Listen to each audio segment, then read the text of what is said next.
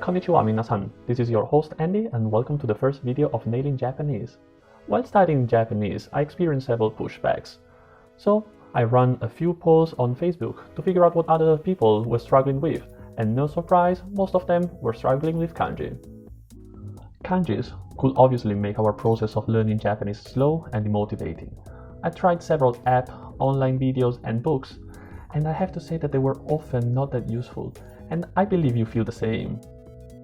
But luckily, I met a girl from Hong Kong who's fluent in 3 languages plus Japanese, and she's attentive enough to figure out a pattern of kanji that is usually not taught in Japanese classes. Thanks to her, my kanji skill boosted dramatically. She offered me this very unique insight, and now I will be happy to share it with all of you so that we are not gonna get tortured by kanji anymore. We need a different approach to kanji and get to know the way Eastern Asians learn them. That's why we're gonna go through 3 tips that will help you understand them from a new light. The first will be radicals. You should first understand that the categories of the kanji are based on the radicals. Radicals are used for classifying the characters. It's not always right, but radicals definitely are gonna help you a lot while you're a beginner.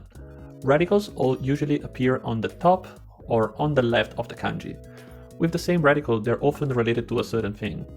I'm going to show you some example with kanji of 2 components side by side. Okay, this first one is related to plants and trees. Shinrin means forest and shukubutsu means plants. You can see the radical that appears on the top and on the left hand side. Next one is related to hands. In the first example, utsu means to hit and nageru to throw. You can see that the radicals appear again on the left hand side. One last example is this radical related to water. As we can see in the words umi, that means sea, and arau, to wash. Again, it shows up on the side. Of course, you may argue that not every radical categorized the kanji, but this is because when Japanese took them from China, they really forced them into their writing system, even though Chinese and Japanese are extremely different languages. And also, Chinese characters were made with extra rules for abstract ideas that didn't fit very well in Japanese.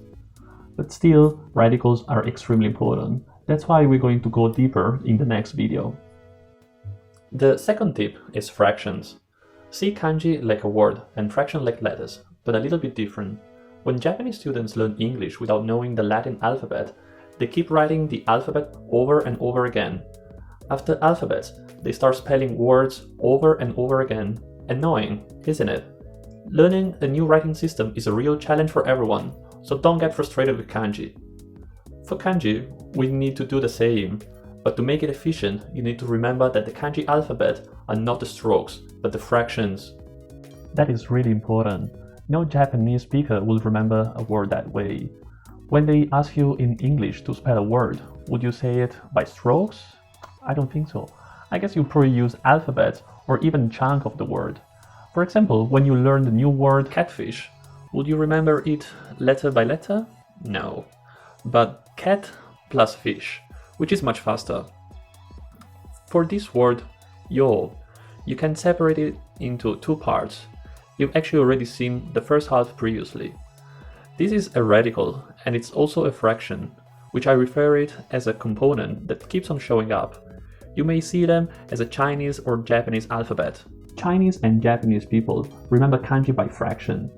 If they forget how to spell or how to write a word and will ask friends how to do it, they will ask to spell a fraction, not a stroke. For example, arau, to wash, is formed by the radical of water plus saki, the word for previous.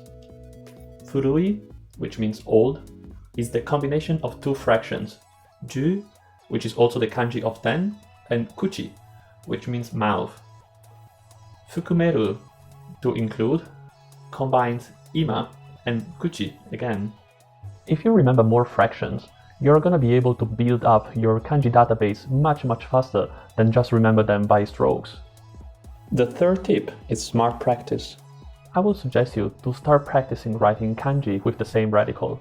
For now, it doesn't matter if you don't know the meaning, but at least you're gonna get more comfortable with them and the way to write them. You can see these blocks as kanji. By the number on the blocks, you can tell that the kanji are always written from top to bottom and from left to right. The same rule applies to strokes. Japanese write in this way simply because it's very easy and comfortable. No Japanese speaker is 100% correct about the strokes order. When they were kids, they had to practice the strokes order strictly. But later on, they don't have to learn the strokes order anymore when they learn a new character. It's simply not necessary. They are already familiar enough to write them in a comfortable way. So don't just follow the stroke orders, but think. Think about how it make it easier. And guess. Try to guess how to write a kanji before writing it. You can also search online for fraction or radicals about how to write a kanji. You can search on the internet for kanji with the same radicals and practice. But to make it even more effective, I've sorted some kanji with the same radicals from N4 and N5 kanji list. I've already mentioned these two radicals, so practice them first.